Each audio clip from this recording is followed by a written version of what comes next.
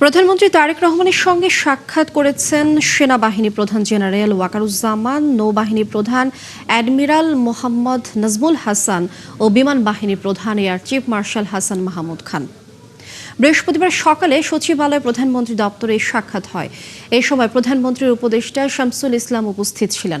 এর আগে সকালে প্রধানমন্ত্রী তারেক রহমান সচিবালয়ে পৌঁছালে মন্ত্রিপরিষদ সচিব ডক্টর নাসিমুল গনি এবং প্রধানমন্ত্রীর মুখ্য সচিব ABM আব্দুস সাত্তার তাকে স্বাগত জানান।